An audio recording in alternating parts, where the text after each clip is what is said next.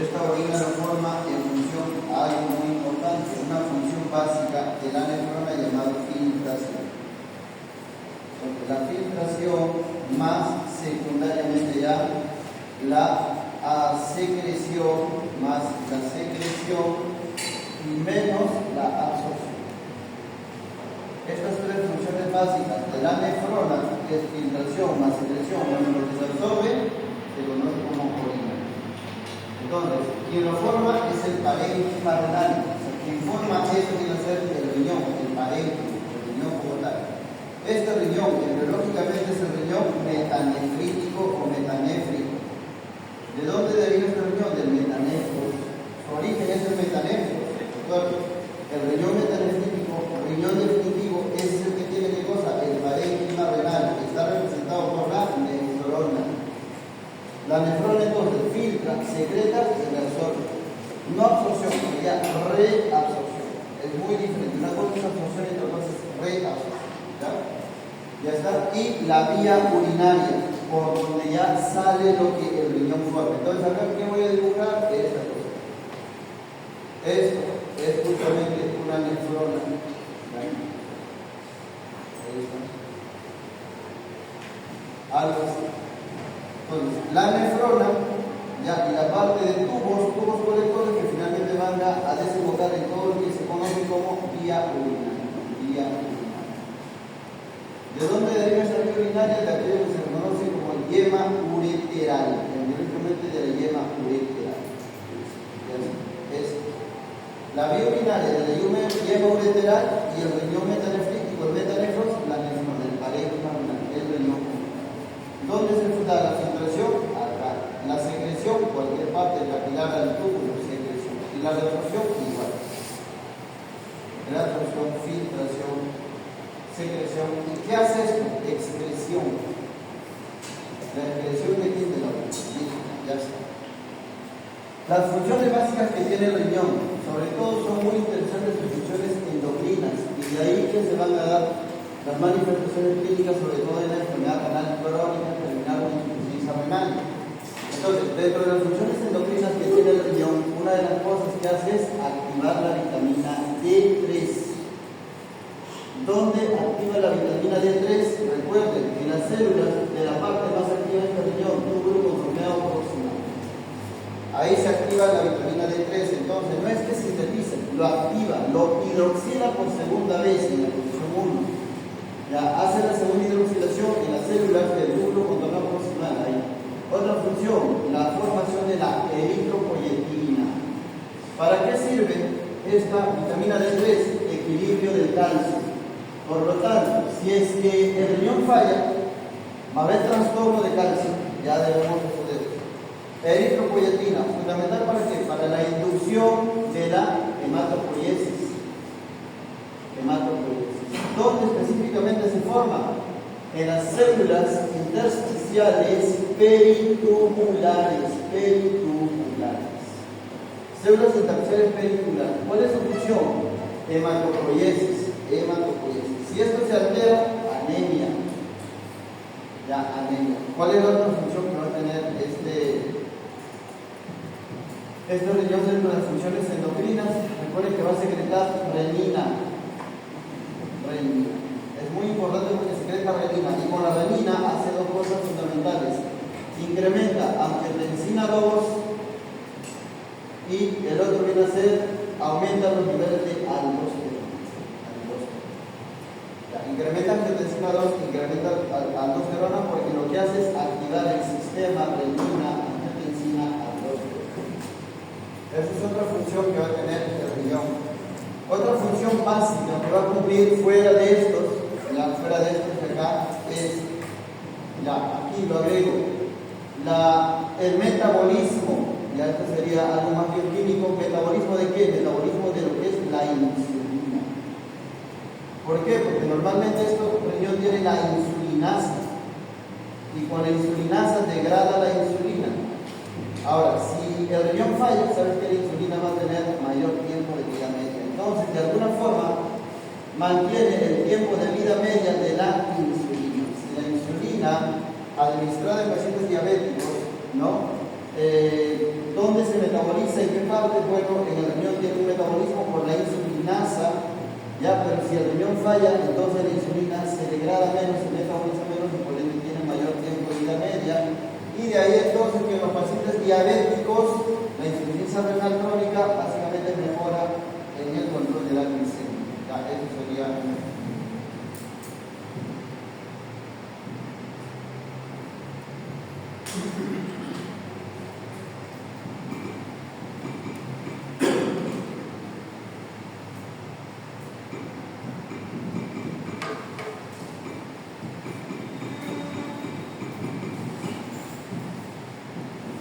bueno, ¿qué otras funciones tiene el riñón? Hablando de otras funciones, ¿ya? Entonces, patologías del riñón, trastornos en lo que es el metabolismo de insulina, bueno, presión arterial, porque recuerda que el riñón de angiotensina aldosterona está relacionado con la presión arterial. Por lo tanto, el principal órgano regulador de la presión arterial es el riñón, el más eficiente de todos. ¿Qué otra función? Mantiene el equilibrio hidroelectrolítico.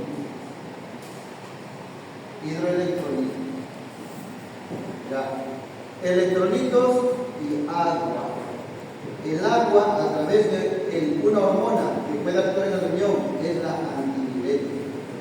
Electrolitos, sobre todo electrolitos como potasio, como sodio.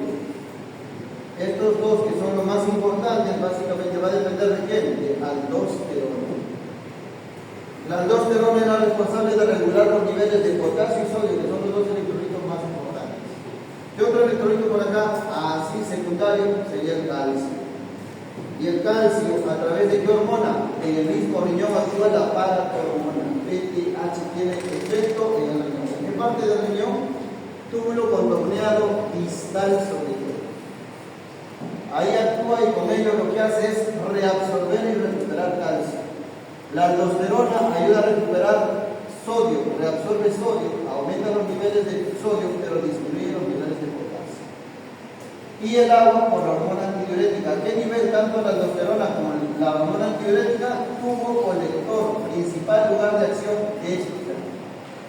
Tubo colector. El lugar donde actúa básicamente la aldosterona es el tubo colector.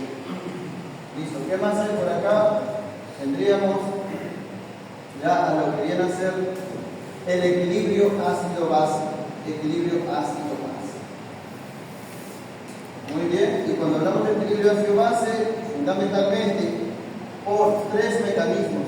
¿Cuáles? La síntesis de nuevo de bicarbonato, donde sobre todo en el túbulo contorneado proximal, ahí sobre todo de más síntesis de nuevo de estos hidratos. ¿Qué más? La secreción. ¿Secreción de qué? Secreción de hidrogenión. ¿Dónde sobre todo se da la secreción de hidrogenión? En el tubo colector. Recuerden que todo esto de acá es nefrona. Si la nefrona se pierde, falla, miren todo lo que se va a alterar y todo lo que va a presentar esa persona. Es esto que está viendo. ¿Ya? ¿Qué más? Y el otro viene a ser buffers o tampón. ¿Qué tampón es el más importante en el riñón? El buffer fosfato. Y otro, amonio.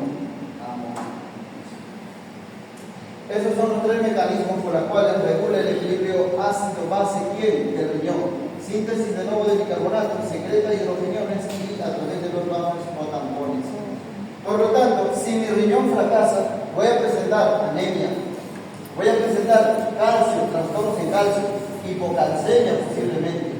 ¿Qué voy a presentar? Trastornos del equilibrio ácido-base. ¿Pero qué hace? Dice, secreta hidrogenión. O sea, no voy a eliminar hidrogenión. Si no elimino, voy a hacer acidosis. ¿Qué acidosis? Si es hidrogenión, metabólico. ¿Qué más? Voy a presentar trastorno de agua, me voy a hinchar, me voy a dermatizar. Los flores renales se hinchacan, se dermatizan, se congestionan. Básicamente, cuando se vuelven terminales, van a vomitar para excretar ese exceso de agua, para que lo saquen a través de la hemodiálisis de agua. Voy a tener trastornos en electrolitos. ¿Qué electrolito? Potasio, sodio. Dicen que el sodio debe secretarse, debe reabsorber, pero si falla el riñón ya no lo reabsorbe. Voy a presentar hiponatremia.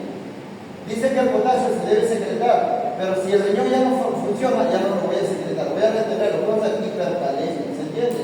Entonces el renal crónico, el paciente renal según su fisiología, lo invierte todo, lo altera todo. ¿Ya? Hipertensión arterial, porque voy a tener más gas que hipolemia dentro de ella, y voy a hacer una hipertensión arterial ilusional, mejor dicho, hiponatremia ilusional sobre todo. Eritropoyetina produce, si el parénquima no funciona, las células intersticiales periculares no funcionan, hago anemia. Y la anemia que se va a presentar es anemia normocítica, normocrónica.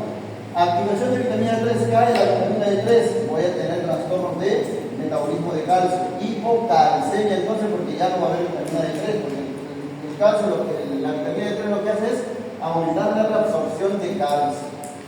Bueno, entonces con eso más o menos se entiende todo aquello que puede utilizar en una persona que hace enfermedad renal crónica. Bueno, explicado esto, vamos a pasar a la insuficiencia renal aguda, IRA. La ira entonces, ¿cómo define ira? A ver una definición de ira. ¿Cuándo se dice que hay insuficiencia renal aguda? Cuando aumenta qué cosa. Cuando aumenta qué cosa. ¿Ah? Cuando aumenta qué cosa. Creatinina, ¿cuánto? 0.3, ¿en cuánto tiempo? ¿Ah? En menos de 48 horas. O vas a tener oliguria. Oliguria, ¿qué significa oliguria? A ver, en valores. Diuresis, menor de cuánto? 0.5, ¿qué cosa? Mililitros, ¿qué más? Por kilogramo de peso, ¿cierto? ¿En cuánto tiempo? En más de 6 horas. Ahí vas definiendo entonces. La oliguria es un síntoma de qué? ¿Un signo de qué? De fracaso renal. Es un síntoma de fracaso renal. En semiología, ustedes vieron que oliguria, según volumen, ¿cuánto era? Diuresis, menor de cuánto? 400 mililitros en cuánto tiempo, 24 horas. Esa es la definición semiológica de lo que viene a ser ira, en este caso, oliguria, ¿ya? A ver, ya agregando ese concepto entonces, dices oliguria, ¿cuánto es? Menor de 400 mililitros en 24 horas. Pero en valores de por peso, ¿cuánto sería? ¿Menos de cuánto? 0.5 mililitros por kilogramo de peso. Ya, 0.5 mililitros o centímetros cúbicos por kilogramo de peso. ¿Qué más? Anuria, ¿cómo defines anuria? Menos de 100 mililitros en cuánto? En 24 horas. No es la ausencia de orina. ¿Qué más? O puedes decir que esto es menos de 0.3 mililitros por kilogramo de peso. Esa es la otra definición. ¿Ya? Ahí tienes justamente oliguria, anuria. ¿Y cuánto es el valor normal de la diuresis de una persona entonces? Entre 0.5 a cuánto? A 1. Entre 0.5 a 1 mililitro, 0.5 a 1 mililitro ya por kilogramo de peso. Ya más o menos esto viene a ser el valor normal de la diuresis. Esas definiciones ténganlo claro, son muy importantes. Ya, es muy importante esto acá. ¿Ya? Muy bien, entonces, ya viendo ira. ¿Cuáles son los tipos de ira? Entonces, hay una clasificación interesante y es lo que van a encontrar en todos los bancos de preguntas. Se conoce como ira prerrenal. ¿Qué más? Renal. Muy bien, prerrenal, ira renal y finalmente porrenal. A ver, dejemos claro ese tema. ¿Qué es más frecuente? Más frecuente en general como causa de ira, prerrenal, renal o porrenal. Esto viene a ser el más frecuente entre los tres tipos que hay. El segundo, y esto solamente una. Así es que el tipo de insuficiencia renal más frecuente es la prerrenal. Por lo tanto, la causa más común de insuficiencia renal aguda es prerrenal. Ahora, muy diferente es a que te digan ¿y cuál es la causa más común, etiología más frecuente de la prerrenal? Hipovolemia. Eso cambia. La causa más frecuente, la etiología más frecuente es la hipovolemia. Esa es la hipovolemia, es por pérdida de volumen. frecuente de la insuficiencia renal aguda prerrenal? Y en la renal, ¿cuál sería la causa más frecuente? La etiología más frecuente viene a ser prerrenal. La prerrenal misma, pero la prerrenal ¿a qué te lleva? Si prerrenal hay hipovolemia, ¿a qué te lleva? ¿A qué te conduce? A isquemia. ¿Y la isquemia a qué te conduce? Esa te conduce a la presentación clínica más común de la ira renal o intrarrenal, llamado necrosis tubular aguda. Y que por cierto, esta es la presentación más común de la ira. Ya, diferente que te pregunten por causa o por la presentación clínica más frecuente de la ira intrarrenal es la NTA, es diferente a que tú digas que NTA es la causa más común de insuficiencia renal aguda. La causa más común de insuficiencia renal aguda es prerrenal. ¿A qué se debe? Hipovolemia. Causas de hipovolemia, todo el mundo pierde volumen. ¿Por qué podría ser? Diarreas, ¿qué más? Hemorragias en los traumatismos, ¿qué más? Quemaduras, vómitos persistentes. Ya, entonces hay múltiples causas de hipovolemia, pero sobre todo acá las hemorragias siempre, ya, muy común. Listo, ahí tienes entonces renal, prerrenal y la porrenal. Básicamente esto es poco común, esto es más urológico, ya no es tanto nefrológico. Ya esto viene a ser su etiología más común. ¿Cuál es? La hipertrofia benigna de próstata. Hipertrofia benigna de próstata. Eso sería la causa más común. Y son pacientes que básicamente hacen obstrucción de vía urinaria. Y al hacer obstrucción de vía urinaria, lo que generan es hidronefrosis, que finalmente ¿a qué conlleva? Hacia una insuficiencia renal con riñón chico grande. Grande, chicos, si el agua se entra y al final das un riñón grande. Ya un riñón hidronefrótico, listo. Entonces hace también una insuficiencia renal crónica con riñón grande. Ya está.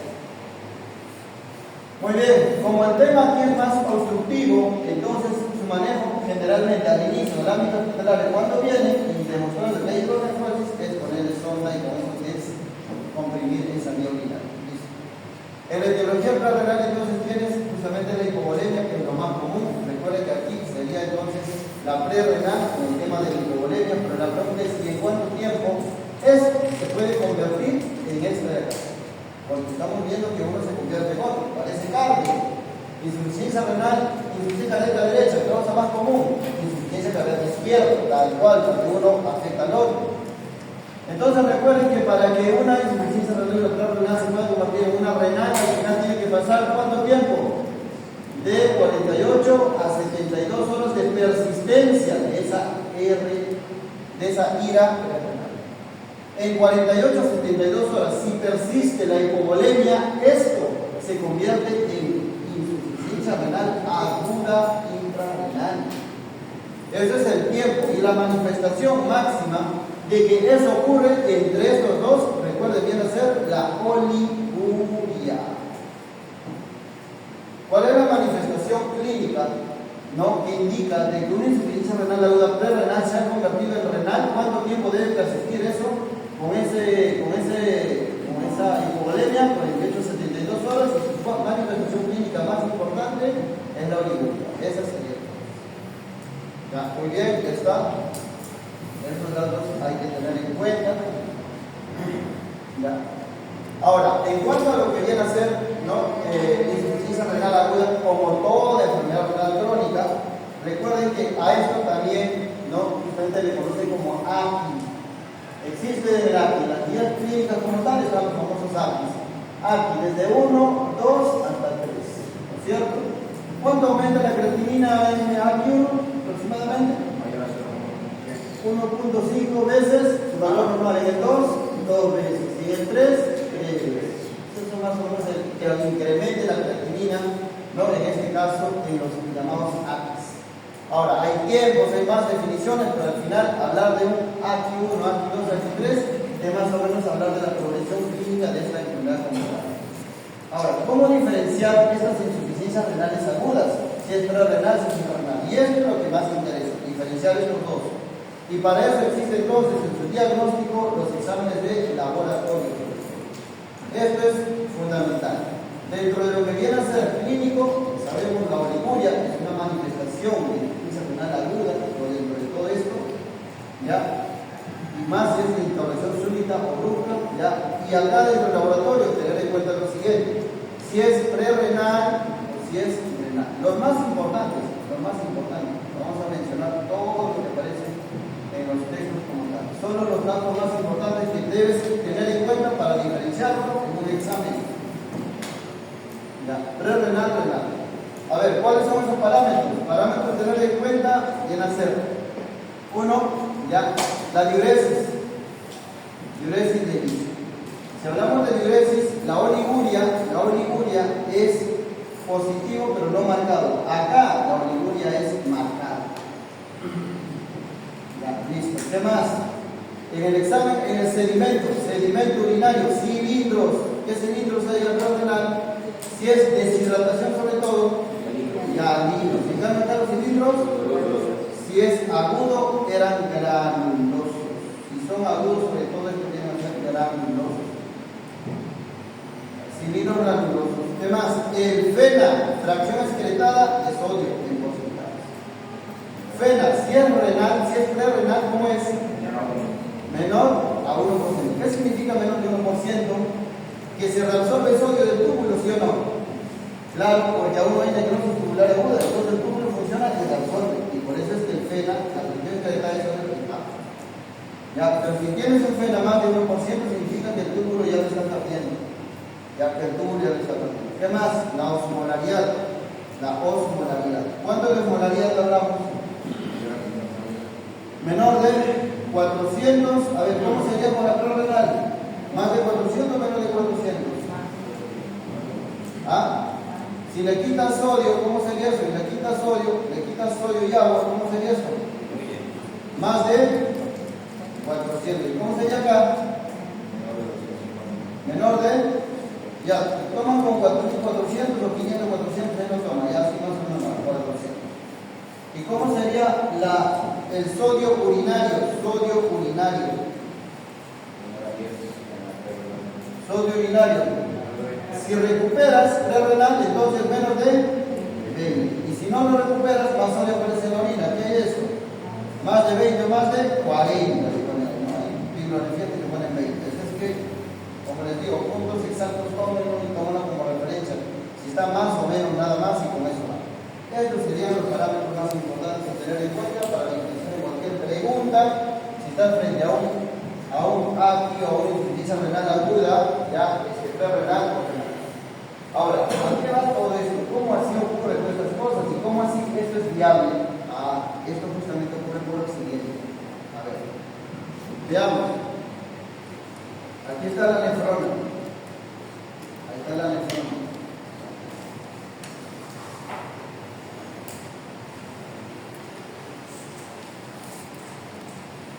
Ahí está. Entonces, dentro de todo esto, recordemos que el riñón normalmente recibe volumen, ya, recibe sangre, flujo sanguíneo renal, se llama ese parámetro. Ya, recibe flujo sanguíneo renal. Este flujo sanguíneo renal es obviamente de 1200 mililitros. Ya, esa sangre que llega debe filtrarse una parte y otra parte debe pasar hacia dónde? Hacia los capilares periculares. Entonces lo que va a ocurrir acá es lo siguiente, ¿no? Si 1200 de sangre básicamente entra y el flujo plasmático renal se convierte en 50% de 200 mililitros, esto ocurre cuando el gasto cardíaco está normal. Si el gasto cardíaco está normal, ocurre que el flujo sanguíneo renal está normal.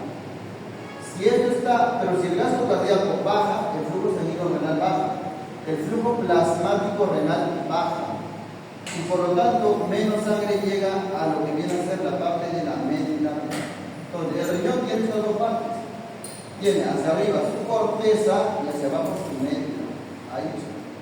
Y de por sí, en la médula, la presión de oxígeno es menor, es baja. Mientras que en la corteza, la presión de oxígeno es alta. ¿Por qué? Porque aquí están los llamados glomérulos renales, que tienen alta Por ende, quien tolera mejor la hipoxia es la corteza.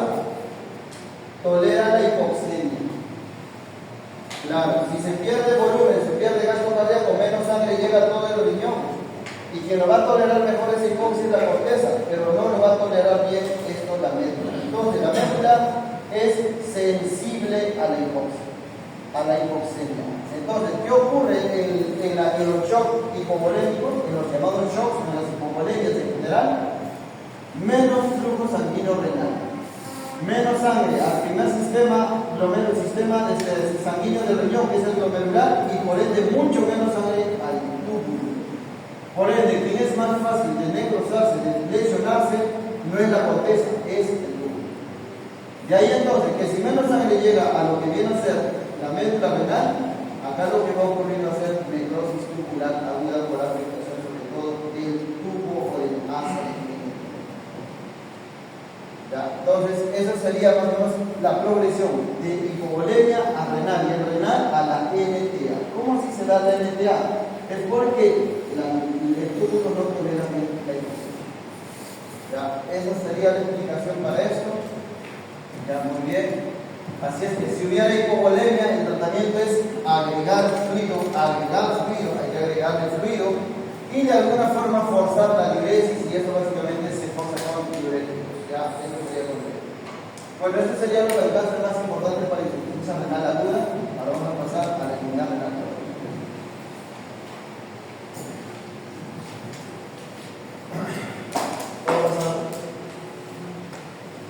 Entonces tengan presentes esos datos. Ya dentro de todo esto, que hay más, porque ustedes van a ver relaciones sobre creatinina, acénico, urinario, más cosas. Básicamente estos son los parámetros que considero, al menos en todos los bancos que hay, que te ayudan a resolver las preguntas como tal. Ya generalmente están orientadas a eso. Bueno, siguiente pregunta, siguiente tema, RC, enfermedad renal crónica. Este sería el otro punto a tratar. ¿Cómo definen enfermedad renal crónica?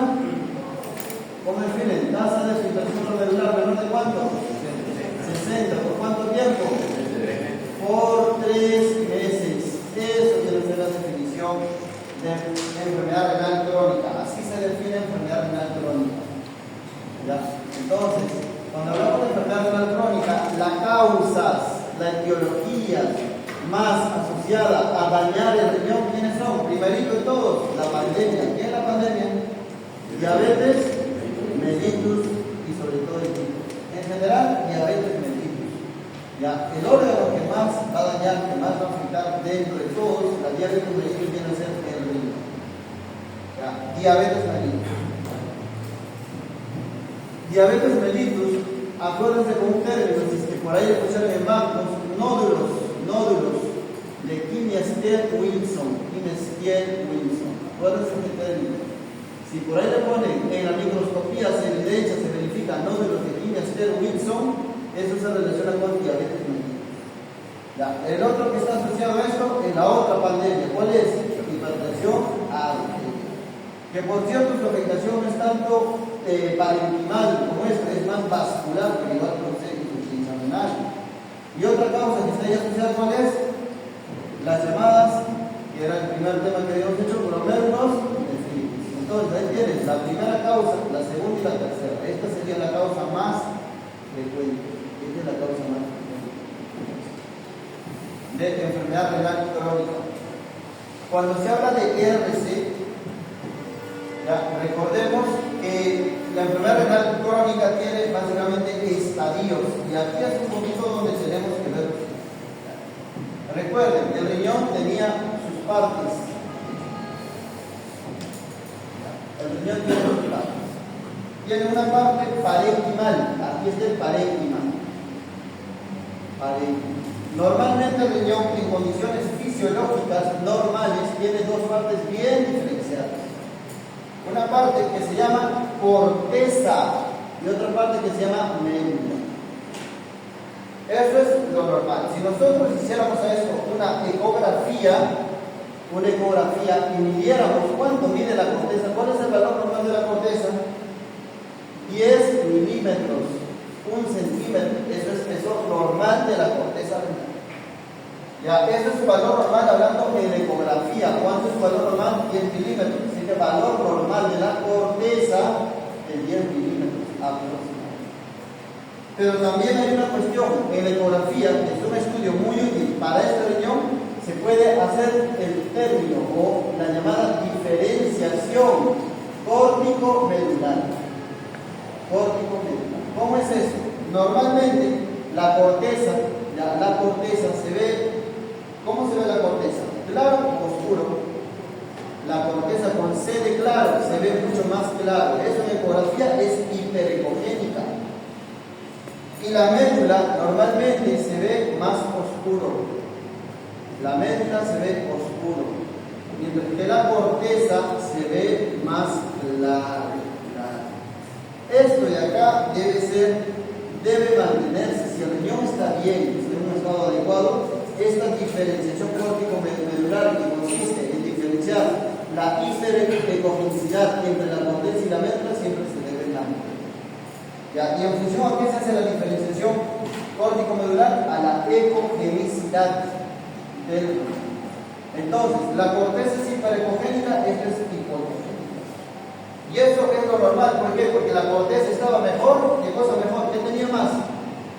¿Qué tenía más la corteza? ¿Qué tenía más? Sangre, oxígeno. ¿Ah? Chicos, ya, a ver. Es acá. ¿Qué hay más en la corteza? Glomérulos. Glomérulos. ¿Y qué hay más en la médula? Túbulos. Exactamente, más túbulos. Ahí. Es más hiperecogénico, tiene más oxígeno, más irrigación, mejor irrigación y por ende hay mucho más glomérulos en la corteza. Y en la médula básicamente es más túbulos, médula y corteza. Esto debemos tenerlo claro siempre. Hay que siempre tener presente eso. Entonces, en función a esto, recordemos que este riñón lo que tiene es nefronas. ¿Dónde? En el parénquima. ¿Qué hay en el parénquima? ¿De qué está hecho el parénquima? De nefronas. ¿Y qué hace la nefrona? ¿Qué es la nefrona? Ah, ya. La nefrona es lo que estoy dibujando acá. Esto viene a ser la nefrona. Es glomérulo, o llamado corpúsculo renal, túbulo contornado proximal, hace de que en el distal y parte del terminal. Esto viene a ser una nefrona. Eso se llama parénquima renal. Y esto es entonces la responsable de qué? De filtración, secreción y reabsorción. Y la pregunta sería, ¿cuándo el riñón que crónicamente se va a ir lesionando su parénquima va perdiendo su función y manifiesta síntomas clínicos como tal? Entonces, la clínica positiva como tal de un paciente renal ocurre cuando este riñón pierde dilución en más del 75% de su parénquima. No se olvide, más del 75% de su parénquima. ¿Qué significa? Que como tenemos dos riñones, esos dos riñones se compensan. Así hay 30% de daño de glomérulos que ya no funcionen, no pasa nada. La persona sigue orinando normal, sigue funcionando normal. ¿Ya? Y recuerden otra cosa, la primera alteración clínica que aparece cuando un riñón se va lesionando y ya manifiesta como tal es la hiperfiltración glomerular. Que esto, en otros términos más bonitos, se traduce en pérdida de qué? ¿Pérdida de qué? La hiperfiltración, ¿a qué te conduce? Poliuria. ¿De qué se traduce entonces el orinar mucho? ¿En pérdida de qué? De concentración, capacidad de concentración de la orina. La orina no va a concentrar bien. Y si no concentra bien, se filtra más y cada rato la persona. Ahora, si tú lo quieres llevar al ámbito del laboratorio, vas a decir que la primera manifestación de una lesión glomerular o renal como tal es el incremento de qué cosa? De la creatinina. Y si quieres decir que esto está establecido, una lesión renal como tal, entonces es el incremento de la albúmina. ¿Pero en qué nivel? En la llamada microalbuminuria, la primera manifestación de una enfermedad renal crónica establecida como tal. ¿Cuándo decimos que hay microalbuminuria? ¿Cuándo decimos que hay microalbuminuria? Proteína, albúmina, ¿cuánto en orina? 30 a 300. Macroalbuminuria, más de 300. Y proteinuria masiva en rango nefrótico, o 3 cruces, más de 3.5 gramos, que es síndrome nefrótico. Esos términos nos olviden. Entonces, estos datos, el riñón falla crónicamente, sí. ¿Cuándo va a manifestar clínica? Cuando más del 75% de su parénquima está lesionado. Ahí recién empiezan a presentar esas manifestaciones clínicas. Y la mayoría de pacientes en ese estadio, mejor dicho, en ese estadio ya que son detectados. Pero ¿a qué estadio más o menos corresponde eso? Y ahí vienen los estadios. Entonces, los estadios correlacionan con esto. ¿Ya? ¿Cómo sería? Allá, estadio, grado 1, grado 2, grado 3, 3A, 3B, grado 4 y grado 5. ¿Qué término lo define el grado 4? En términos así, con sinónimos que puede decirte, estadio avanzado. ¿Qué término lo define el grado 5? Terminal. Cuando te dice ya tiene un daño renal terminal, grado 5. Tiene un daño renal avanzado, grado 4. Ya cuando dices grado 3, ¿a qué es? Daño moderado. Y si dices grado 3B, ¿qué es? Moderado a severo. Listo. Acá, ¿qué daño hay? Leve. Y acá, normal. Por eso el riñón con grado 1 está normal. Al contrario, en el grado 1, ¿cuánto es la tasa de filtración glomerular en la tasa 1? En el grado 1, más de 90. Y es más, aumenta. Y ese aumento muchas veces se manifiesta con hipertrofia glomerular porque ya tienes bastante daño renal e hiperfiltra y orina más a una persona. Ya, acá ¿cuánto sería la tasa de filtración glomerular? De 60 a 89. Moderado, ¿cuánto es? Moderado, ¿cuánto es? ¿Ah? De 40 a 59. ¿Cuánto es el severo?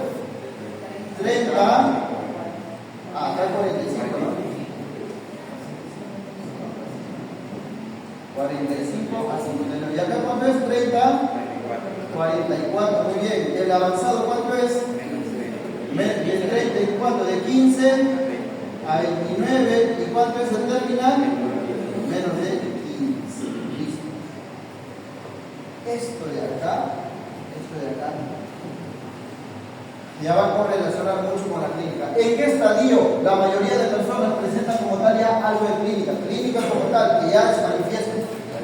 Grado 3. Esto es donde la mayor parte de las personas son diagnosticadas con problemas. Y en este estadio, ¿qué manifestación clínicas ya van apareciendo? Entonces ahí aplica la fisiología. ¿Qué cosas hay en fisiología? Entonces eso lo vas ordenando acá. ¿Qué cosa hay acá? En estos primeros estadios, básicamente aumenta la creatinina. Acá, como está la creatinina, va subiendo mínimo. Pero la pregunta es, ¿qué pasa en este estadio? Acá, ¿qué ocurre? Aumenta. ¿Qué cosa aumenta? La paratormona. ¿Qué más? Aumenta la presión arterial. ¿Qué más? Aumenta el fosfato. Ya, aumenta el fosfato. Ya, acá hay afectación ya de la vitamina D3 como tal, y entonces la vitamina D3 disminuye, vitamina D3. ¿Y esto qué va conllevando? A que ocurra osteodistrofia renal. La responsable de la osteodistrofia renal son estos cambios, sobre todo la disminución de la vitamina D3. Incrementa ya la presión arterial. Y pasando de este estadio al grado 4, acá como tal se presenta ¿qué cosa? La hipocalcemia manifiesta. Ya, hipocalcemia. Pero en este estadio, grado 3B, suele aparecer ¿qué cosa? Anemia. Hipocalcemia. ¿Qué más hay en el avanzado? Acidosis, porque esto regulaba el equilibrio del vaso. Y sobre todo, ¿por qué se da? Por disminución de la secreción de hidrogenados. Y en el terminal, ¿qué cosa hay?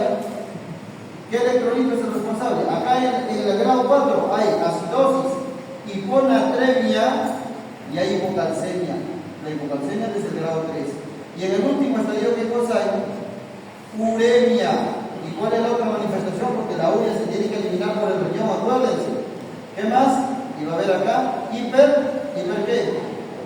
Calemia. ¿Hay hipocalemia o hipercalemia? Si no secreta, se retiene el potasio. Hay hipercalemia. ¿Hay hiponatremia o hipernatremia? Si no le absorbe del túbulo, entonces el sodio se pierde. Hiponatremia. ¿Qué más? Uremia. La uremia. Recuerden que el riñón acá elimina normalmente la urea. Debe eliminar la urea. Entonces, si esta urea no se elimina, la pregunta es: ¿qué transporta la urea? ¿Qué transporta la urea? ¿De qué está hecho la urea? CO más amoníaco. Entonces, si este amoníaco no lo eliminamos, entonces la urea, cuando no se elimina, aumenta más bien en la sangre, aumenta por lo tanto el amoníaco. Y si el amoníaco aumenta, lo que vas a hacer, ¿qué cosa es? Si la urea aumenta, ¿qué vas a hacer? La llamada complicaciones relacionadas a la uremia. ¿Y cuáles son las complicaciones de la uremia? Gastritis urémica, encefalopatía urémica, ¿qué más? ¿Qué más? Y serositis o pericarditis urémica. Todo por urea, hemorragia digestiva por urea y todo eso. Ya recuerden, entonces hay uremia normalmente en estos casos. Ahí tienen más o menos las manifestaciones relacionadas. Esto está relacionado sobre todo a los bancos como tal. Entonces recuerda, es terminal cuando es menos de 15, ¿ya? Y la manifestación clínica como tal de esto aparece cuando hay fallas de más del 75% de lo que vienen a ser ya las nefronas. Eso vendría a ser entonces ya los alcances relacionados a lo que es la enfermedad renal crónica. Ahora, ¿qué recomendaciones respecto a esto? ¿Qué recomendaciones respecto a lo que viene a ser la enfermedad renal crónica?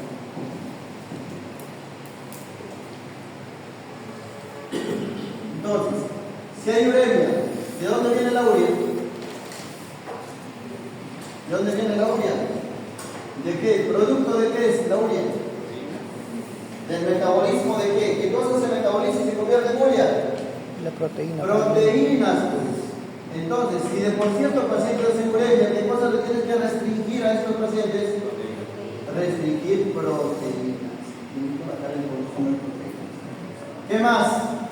Estos pacientes hacen hipertensión o hipotensión. ¿Ah? Hipertensión. Y si tiene hipertensión, ¿con qué trata su hipertensión? Depende. Tasa de filtración glomerular menor de 30 o tasa de filtración glomerular mayor a 30. Si la tasa de filtración glomerular más de 30, ¿qué le das? Llega a la dosis, que es lo mejor que hay. Y si la tasa de filtración glomerular es menor de 30, calcio antagonista o beta bloqueantes. Calcio antagonista. Listo. ¿Qué más? Hipertensión, ¿no? ¿Qué más hay? Hay anemia. Y si hay anemia, ¿qué le vas a dar? Y si ya está perdiéndose la nefrona y más del 70%, ¿qué le vas a dar si hay anemia? Eritropoyetina subcutánea. Listo, entonces tienes EPO. ¿Qué más? ¿Había qué cosa? ¿Qué cosa había? ¿Hipo qué? Calcemia. Si hay hipocalcemia, ¿a qué se debe la hipocalcemia? ¿A qué se debe sobre todo esto? ¿A qué se debe qué es eso? A una disminución de qué? De la vitamina D3.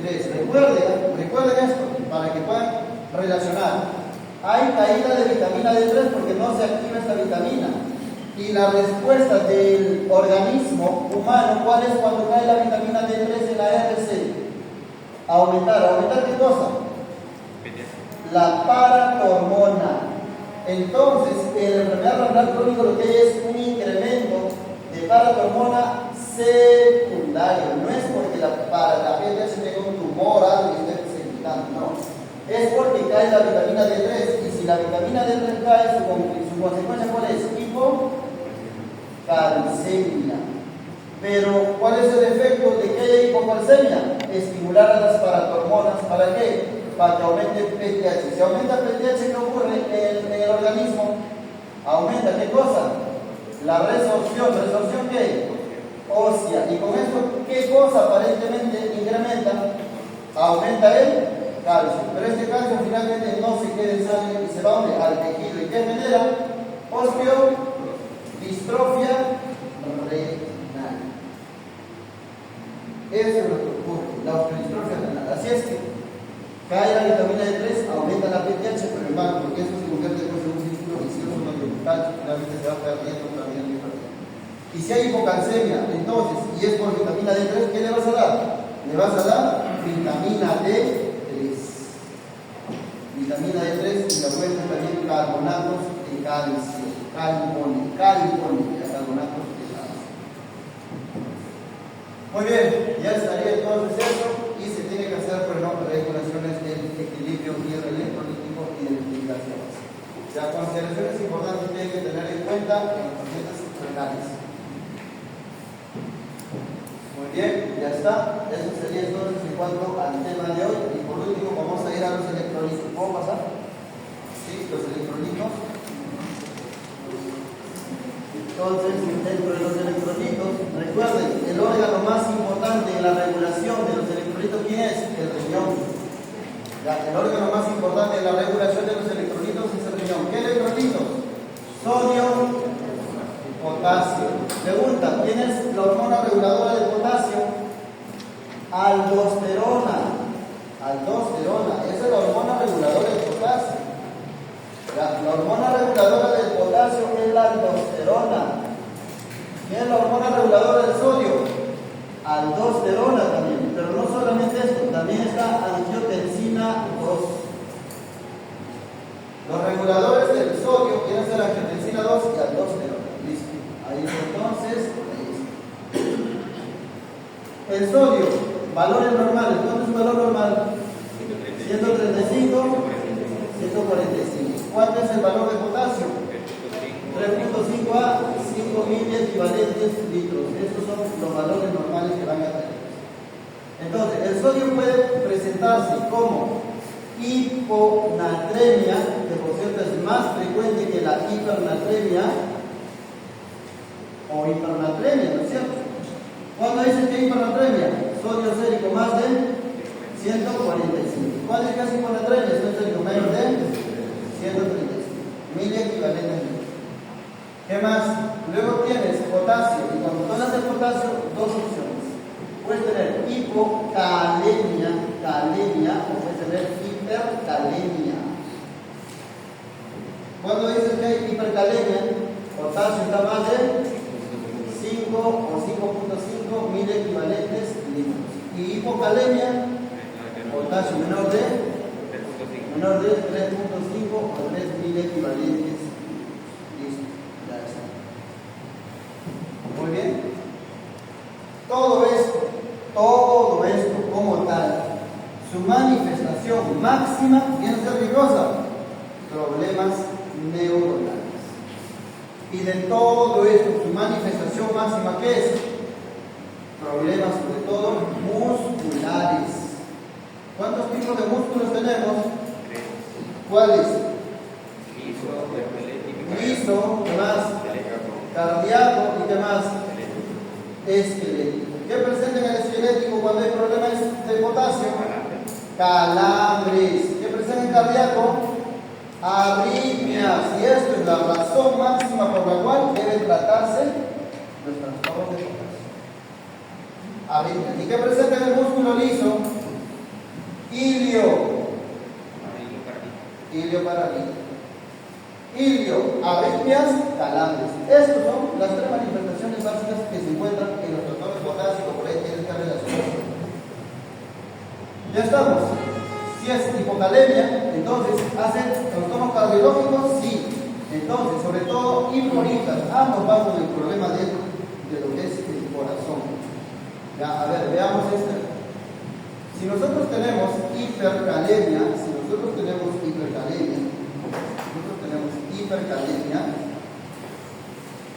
entonces lo que va a presentarse acá que es potasio más de ¿cuánto? 5.5.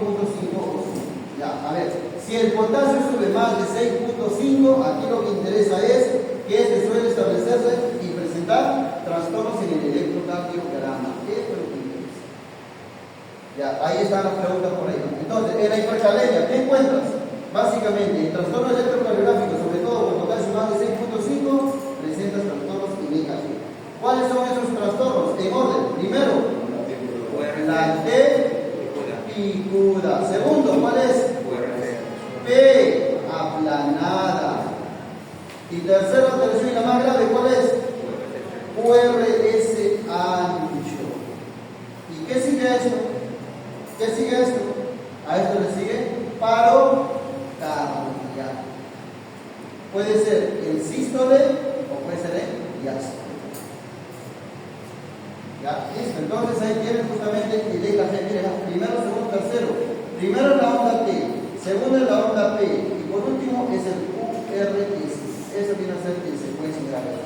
Si esto es el problema y hay manifestaciones electrocardiográficas, entonces el tratamiento básico para esto es gluconato de calcio en polvo. Esto es el tratamiento cuando hay trastornos electrocardiográficos y la hipercalemia.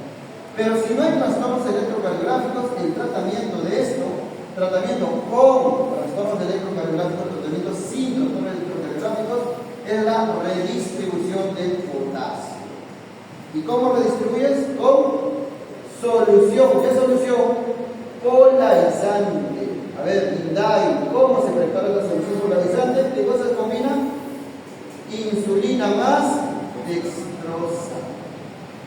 Esa es la famosa solución polarizante. ¿Qué otra cosa se puede dar? Bicarbonato. Recuerden, donde hay alcalosis, hay hipocalemia. ¿Qué más? Salbutamol, beta 2 agonista, SABA. Eso sería entonces las posibilidades de tratamiento. ¿Ya? Ahora, ¿y qué va a pasar si es que quizás aquí no haya hipocalemia? En lugar de hipocalemia hay hipercalemia. O mejor dicho, si hay hipercalemia en lugar de hipocalemia. Entonces, si hay hipocalemia, ¿qué cosa aparece en el electrocardiograma? ¿Qué hay en el EKG? ¿Ya hemos terminado?